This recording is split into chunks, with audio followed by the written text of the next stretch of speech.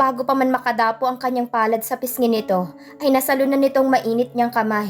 Wala siyang pakialam sa higpit ng hawak nito sa kanya. Nagdidilim ang kanyang paningin at gusto niyang saktan ng lalaki. Wala itong alam sa sitwasyon niya o ng kuya niya. Wala itong karapatang husgahan siya at sa kung ano ang kaya niyang gawin para sa mga anak niya. Is that why you're so desperate of this job? Despite my treatment of you, ha? Hamong tanong ni Brent, maging ito'y pumupuyos na rin sa galit at hindi niya alam kung sa anong dahilan. Because you are having this battle with him? Hindi mo alam kung anong klaseng taong makakalaban mo. Kung ako sa'yo, hayaan mo na lang si Zane na alagaan ang kambal niyo. Nang sa ganon, she screamed. She had enough of him. She lost it. Kahit pang tinutukoy nito yung laban ng kuya niya, hindi niya maiwasang masaktan dahil alam niya ang katotohanan sa sinasabi ni Brent. Na kung sakaling mang malaman nitong tungkol sa kanyang mga anak, ay tsak na naghahangad ito ng kustodiya. Kahit ayaw nito ng anak sa kanya, gagawa ito ng paraan makita lang siyang miserable. At sa katotohanan yun ay labis siyang natatakot at nasasaktan. She doesn't care about the people in the cafeteria, perplexed about her sudden outburst. She's done with him. Pagod na siyang salubungin ng galit nito sa kanya. Pagod na siya sa araw-araw na pamumunan nito at galit nito sa kanya. Pagod na siyang mahalin ng taong galit lang ang nararamdaman para sa kanya. She let her burst into cry and screamed her frustration and heartache out. Sinusubukan niyang agawin ang kanyang kamay sa mahigpit nitong palad. Pero kahit na anong pagpupumiglas niya ay pilit pa rin nitong hinihigpitan. Hindi nagtagal ay nararamdaman na niyang isa nitong kamay na humahawak sa kanyang bewang. At hinigit siya palapit sa matipuno nitong dibdib.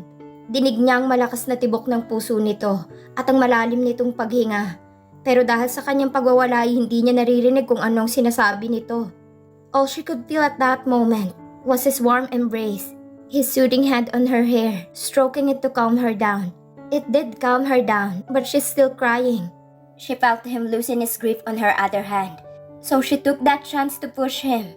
She looked at him, but her eyes were blurry, so she couldn't tell what his expressions were. Probably happy to see her in that pitiful and embarrassing situation, but she didn't care. Inayos niya ang kanyang damit at muka, pinunasan ng mga luha na pilit kumakawala sa kanyang mga mata, at matalim na tinitigan ng lalaki. I am tired. Nanginginig niyang saad. I can't do this anymore. Akmang lalapitan niya si Brent, pero itinaas niya ang kamay at mariing ipinikit ang mga mata. Ayaw na niyang maramdaman pa ang katawan ng lalaki sa kanya. Dahil alam niyang rurupok na naman siya. Dahan-dahan siyang nagmulat ng tingin at nakita niyang emosyong hindi niya mapangalanan sa binata. Takot, pangamba, pagsisisi, hindi niya alam at wala na siyang lakas para alamin pa. Huminga siya ng malalim at tumayo ng tuwid. Tinanggal niya ang kahit na anong emosyon sa kanyang muka at tinitigan ng lalaking minsang bumuo sa wasak niyang puso. At ngayon nakikita na lamang niya bilang lalaki na muling sumira sa kanya. Hindi na kita kayang buuin pa dahil pati ako sira na. You ruined me. You broke me too. And now we're even. Aniya saka bumaling kay Carson. I am resigning. Please tell the boss not to contact me ever again. If he wants to sue me, then we will see each other in court. Dagdag niya saka ito tinalikuran. Naglakad siya palabas ng cafeteria. Hindi pinansin ang nanghuhusgang tingin ng mga taong nakakita at nakikinig sa kaguluhan. Ang gusto na lang niya ay ang umalis na sa kumpanya at huwag nang makita ang lalaki. Congrats, idiot! You've done it, Brent! Palakpak sa inis na singhal sa kanya ni Carson. Pero wala siyang lakas para patulan ng pinsan. He couldn't believe what he just did. Habang nakatanaw sa labas ng sliding door ng cafeteria kung saan lumabas si Arlena, ay umaasa siyang babalik ito at sasabihin sa kanya na kailangan niyang trabaho at nagkamali ito sa pagsigaw sa kanya. His ego won't allow him to chase her and apologize and beg for her to stay. Why would he? He was pissed of her for asking Carson to go see her ex, whoever he was in her life. Shit. He was furious. He doesn't know what to do about her sudden outburst too. It's his first time seeing her like that since they started arguing. It pained him to see her in that situation. Why? Hindi niya akalaing ang mga anak nitong magiging dahilan ng pagwawala ni Arlena. Pero kahit saang banda niya tingnan ay kasalanan niya. Hindi niya dapat iyon ginawa. He's an asshole for trying to break her the way she did to him. And what the hell's still doing here? Christmas Eve? Sigaw ng pinsan niya sa kanya. Go after her and apologize. God damn it, Brent. Wala akong pakialam sa problema nyo. But you hurt her deeply. You just put salt on her wound. Paano mo ito maaayos? Bago pa siya makasagot ay tumatakbong humahangos ito at naguguluhan. What's going on? I saw Arlena crying on the hallway. Tinanong ko siya kung anong nangyari pero hindi niya ako sinagot. The moment she stepped out of her office, dala na niyang mga gamit niya. Bumaling sa kanyang pinsan. Did you fire her? Where is she? Before he loses her again, he needs to make things right. He needs to lower his ego and pride and apologize like a man he is. Shit. He's such an idiot. He needs her to fix him. Now he ruined both of them. He hurt her deeply. Shit. She's not here anymore. Nagpapasalamat si ate nang umuwi siya sa kanyang bahay ay mahimbing na natutulog ang kanyang mga anak. Hinalikan niya ang mga ito sa noo at nagtungo sa kusina upang uminom ng tubig. Sinundan naman siya ni Brenda na marahil ay nalilito at nag-aalala sa maagang pag-uwi niya at sa namumulat na mamaga niyang mga mata. Kakatuwang nakauwi pa siya sa ganoong estado ng kanyang itsura. Humarap siya kay Brenda at malapad na ngumiti. Pero ang tagapag-alaga ng kanyang mga anak ay nanatiling seryosong tingin sa kanya. Nag-resign ako sa trabaho. Hindi na nagulat pa si Brenda, bagkus ay huminga lang ito ng malalim saka lumapit sa kanya. Mahigpit siya nitong hinagka na tinahaplos ang kanyang likuran. Hindi nito alam kung gaano niya kagustong ginagawa nito, dahilan para bumadha ang hagulhol sa kanya.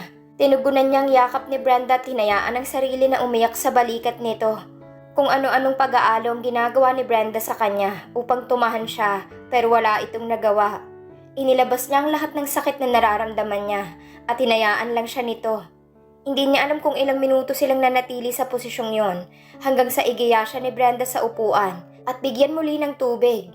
Umupo ito sa tabi niya at nanatiling nakatitig sa kanya. Huminga siya ng malalim nang maramdaman ng pagkalma niya at humarap kay Brenda. Ikwento nito sa babae ang lahat ng nangyari mula sa una kung paano sila nagkakilala ni Brent at sa muli nilang pagkikita at sa mga nangyari pagkatapos nun. Ito naman ay tahimik lang na nakikinig sa kanyang kwento at tumatangos sa tuwing hihinto siya. Ang problema sa akin, kahit na anong gawin ko hindi ko pa rin magawang magalit ng husto sa kanya. Sa mga sinabi niya dapat nga kamuhian ko na siya, pero wala eh. Naiiling niyang sabi. Ang rupok ko, kaya naman bago pa ako makagawa ng bagay na pagsisisihan ko, ay tinapos ko na lang. Aniya saka pinunasan ng mga luhang tumutulo sa kanyang mga mata. Kesa naman umabot kami sa punto na hindi na namin kayang makita ang isa't isa. Paano yun? Siya ang ama ng kambal?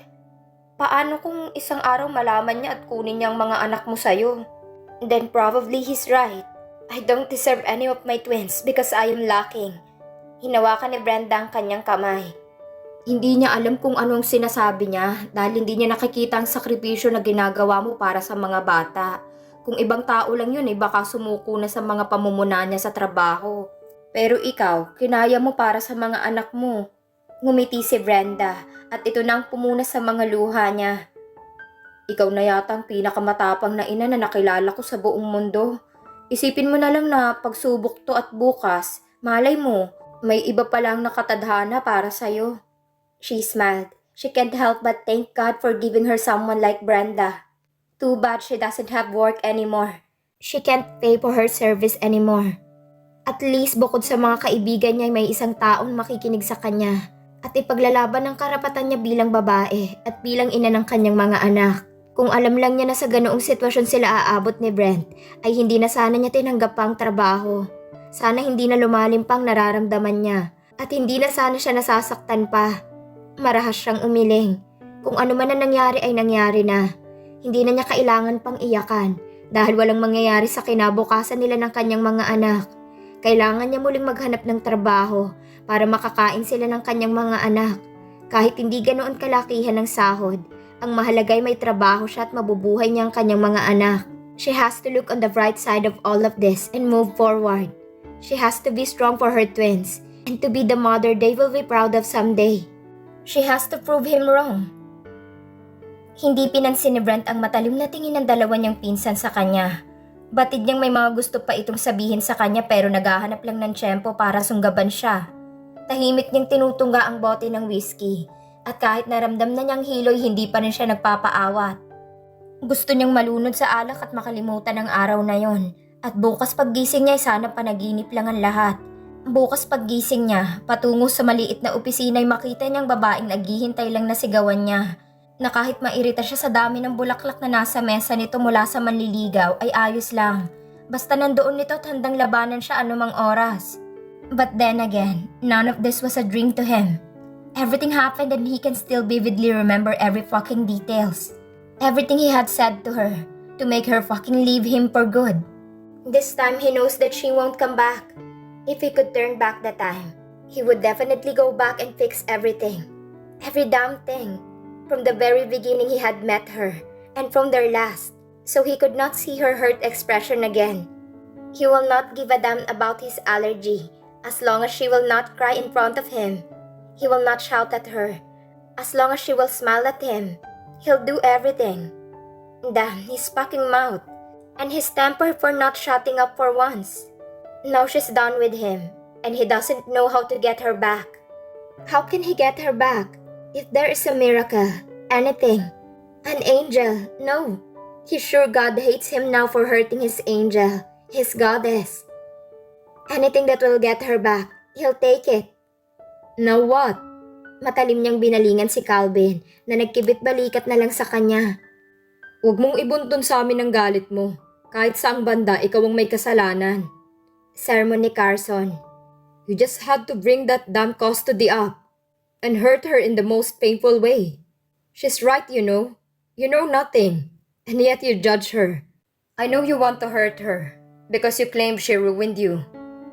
Pero matanong kita, Brent, masaya ka ba sa tuwing sinisigawan mo siya at pinupuna mo ang mga ugali niya?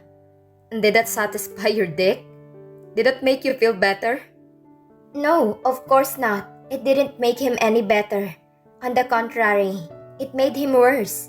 Hindi alam ng mga ito pero gusto niyang yakapin si Arlena sa bawat beses na mapapaiyak niya ito.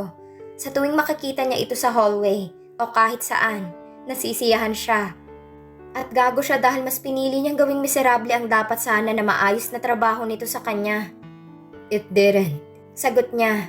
Bumadha ang sakit sa kanyang emosyon at napansin naman yun ng kanyang mga pinsan. I don't know, I'd lose her. I thought she would take it. Pagtatapos ng kanyang pinsan, umiling ito. Patience is a limit, and you hit her there. Calvin clicked his tongue in disappointment. Wrong move, bro. Wrong move. Hindi na kailangan pang ipaalala sa kanya ng kanyang mga pinsan iyon. Alam niya nagkamali siya at hindi niya alam kung paano siya makakabawi rito. Hindi pa man sila nakakapagsimula pero natapos na ang dapat sana'y maayos nilang muling pagkikita. Nasa ganoong sitwasyon sila nang bumukas ang pinto ng kanyang opisina. Pumasok ang hindi inaasahang bisita na nagpairita sa dalawa niyang pinsan. Maging siya'y naiinis na makita ito. Hindi mo sinasagot ang mga tawag ko. I thought you were somewhere having the time of your life. Nakangising sabi ni Lillian at hindi alintana ang amoy alak niyang opisina. Iba na naman ang kulay ng buhok nito at ang kapal na naman ng pilik mata nito. Aaminin niyang maganda si Lillian. May hubog ang katawan at kahit na sinong lalaki magkakandara pa na maikama ito. But not him. He should be tempted to her body. But shit, his cock was not listening to him. Kahit anong gawing romansa ni Lillian sa kanya, ay hindi umaayon ang pagkalalaki niya. Kahit pa 3 taon na silang magkarelasyon ni Lillian.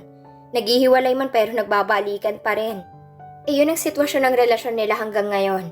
Ang pinakamalaking problema na dahilan ng kanilang palaging paghihiwalay ay ang bad life at ang walang oras nila sa isa't isa. Pero ito naman ang bumabalik sa kanya at dahil wala siyang panahon para humanap ng iba, ay hinahayaan na lang niya ito. Niyakap siya ni Lillian mula sa likuran niya at hinalikan nito ang kanyang leeg. Kung ibang lalaki lang yun ay baka sumabog ng ibang parte ng katawan nito at dinala na ito kaagad sa kama. I am not in the mood, Lillian. Not because of his manhood problem, but because his mind is elsewhere. Where the woman he desperately wanted to see the most is probably crying and hating him for what he said. Go home, he said coldly. Lillian kept kissing his nape and her hands massaging his broad chest, not aware of his irritated reaction to her touch. Let's go home. I have a feeling I can make you feel good tonight. Siya na ang kumala sa babae at tumayo. Siniguro niyang may pagitan sa kanilang dalawa ni Lilian. Matiimang tingin na ipinukol niya sa kasintahan. Are you trying to annoy me, Lilian? No! Naguguluhang sagot ni Lilian na sinusubukan siyang lapitan pero lumalayo siya. You know that I can't satisfy you, and yet you are trying to force me to do it. He said between his gritted teeth. Are you mocking me because I have a problem with mine?